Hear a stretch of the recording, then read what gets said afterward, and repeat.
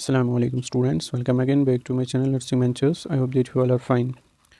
अगर कोई नया होगा चैनल पे, चैनल को सब्सक्राइब कर लेना and press the bell icon so that you can get the notification on time. वो टेलीग्राम ग्रुप या व्हाट्सएप ग्रुप दोनों ज्वाइन कर लेना, उनकी लिंक आपको डिस्क्रिप्शन में मिल जाएगी। वहाँ पे आप अपने डाउट्स बता सकते हैं और जो पीडीएफ चाहिए होगा आपको साइकोलॉजी बुक का, सोशियोलॉजी बुक का, एनाटमी फिजियोलॉजी बुक का, ठीक है, वहाँ पे आपको अवेलेबल है, वहाँ पे वो मिल जाएंगे, वो ज़रूर ज्वाइन करके रखना, ठीक।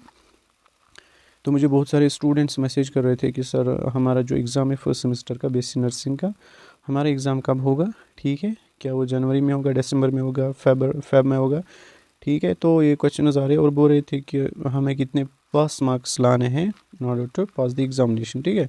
तो मैं सारा कुछ डिस्कस करूँगा और बहुत और भी कुछ इंपॉर्टेंट पॉइंट्स आपके साथ डिस्कस करने हैं। इंपॉर्टेंट वीडियो आपके लिए, वीडियो को एंड तक ज़रूर देखना, ठीक है। देखो, पहले मैं आपको बताऊंगा कि जो आपका एग्ज़ाम है वो कब हो जाएगा। मेरे हिसाब से आपका एग्ज़ाम अभी, आपका जो डेट शीट अभी नहीं आया, इंशाल्लाह जल्दी आएगा, ठीक है। Within 1 week I think आपका डेट शीट निकलेगा, ठीक। क्योंकि जो अभी थर्ड सेमेस्टर है, ठीक है, उनका भी निकलने वाला है जल्दी और आपका भी उन्हीं के साथ होगा, ठीक है।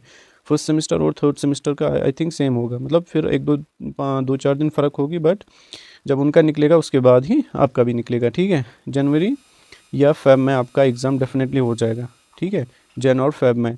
तो दिसंबर में मुझे नहीं लगता है कि आपका एग्ज़ाम हो जाएगा, बट जनवरी और फरवरी, ठीक है, इन 2 महीनों में आपका किसी भी डेट, मतलब जो डेट शीट है वो निकल सकता है, ठीक है। तो ये हो गया इसका। अब जो आपके पास मार्क्स होते हैं, ठीक है, वो कितने लाने हैं आपको और कितने मार्क्स का पेपर होता है फाइनल एग्ज़ाम में, जो आपका एक्सटर्नल एग्ज़ाम होता है, ठीक। तो मैंने आपको ऑलरेडी बताया है कि आपके 2 पेपर्स होंगे एक्सटर्नल में यूनिवर्सिटी के थ्रू। एक तो होगा सोशियोलॉजी, एक सेकंड, सोशियोलॉजी का होगा और साइकोलॉजी का, ठीक है, एक पेपर, और दूसरा होगा एनाटमी एंड फिजियोलॉजी, ठीक है।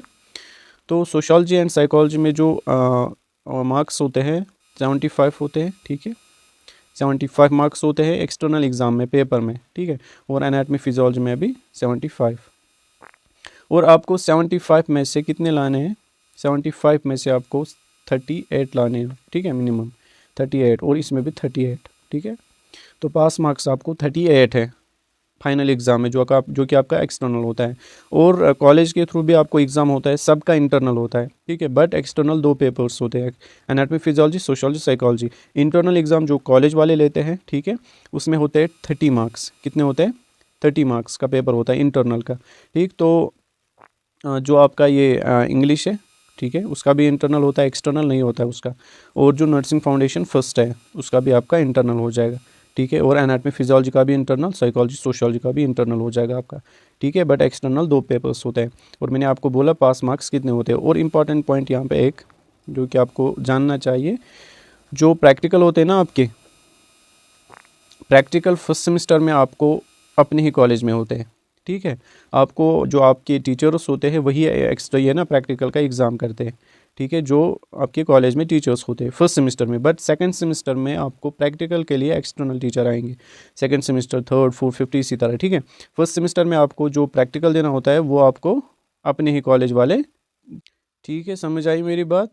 तो फर्स्ट सेमेस्टर में आपको अपने कॉलेज में ही प्रैक्टिकल देना है, ठीक है, और अपने ही टीचर्स होंगे जो आपको कॉलेज में होंगे, ठीक। और प्रैक्टिकल अगर किसी को फेल हो गया, अगर वो प्रैक्टिकल में फेल हो गया तो वो पूरे सेमेस्टर में फेल है, ठीक है। प्रैक्टिकल में आपको ज़रूर पास होना है, ठीक। जो वहाँ पे वाइवा होता है और वहाँ पे रिटन भी लेते हैं कुछ, ठीक है, प्रैक्टिकल्स में, वो मैं आपको सारा कुछ बताऊंगा। देखो, जब आपका प्रैक्टिकल होता है पहले आपको लिखना होता है, वहाँ पे कोई प्रोसीजर देंगे वो प्रैक्टिकल में, ये प्रोसीजर हर एक स्टूडेंट को अलग अलग प्रोसीजर देंगे, ठीक है। जब प्रोसीजर आप लिखोगे उसके बाद आपको वाइवा होगा, ठीक है।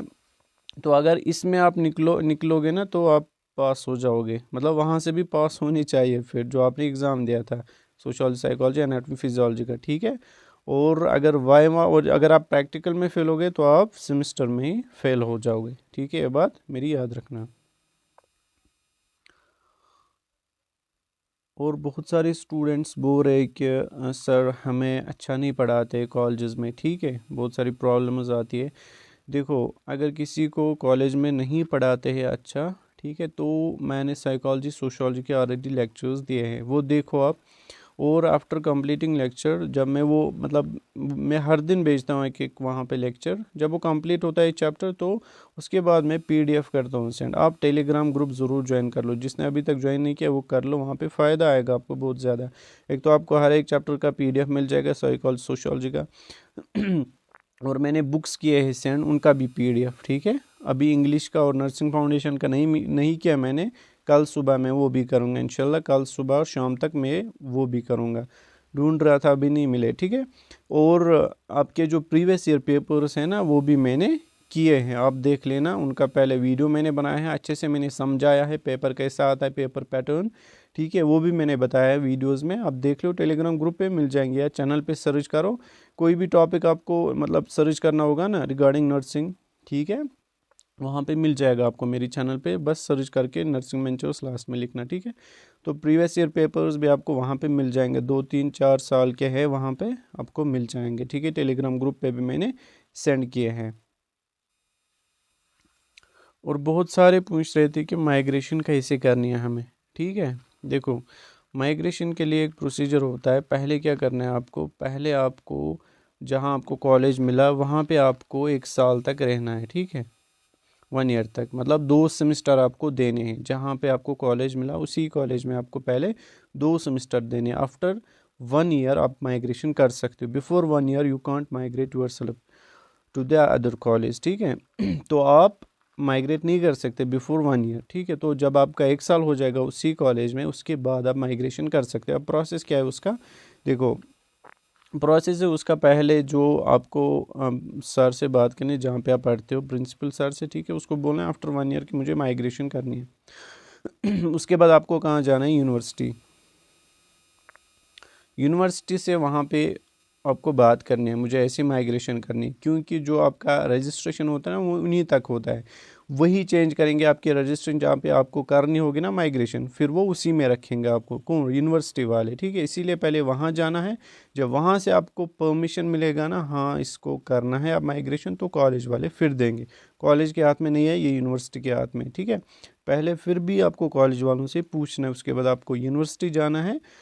उसके बाद जब वो अलाउ करेंगे आपको परमिशन देंगे, फिर जाके आप माइग्रेट कर सकते हैं, but after 1 year of admission, ठीक है। तो ये भी इम्पॉर्टेंट पॉइंट्स था आपके लिए, अगर कोई और डाउट आपको पूछना होगा तो आप बता सकते हैं कमेंट सेक्शन में या टेलीग्राम ग्रुप पे मैसेज कर लो मुझे, ठीक है। और कोई भी आपको डॉक्यूमेंट्स चाहिए होगा ना, या आपको कोई भी मतलब नोट्स चाहिए होंगे किसी भी चैप्टर के, बीएससी नर्सिंग फर्स्ट सेमेस्टर की मैं बात कर रहा हूँ, ठीक है, तो वहाँ पे आपको इंशाल्लाह मिल जाएंगे। मिलते हैं नेक्स्ट वीडियो में, तब तक के लिए अल्लाह हाफिज़।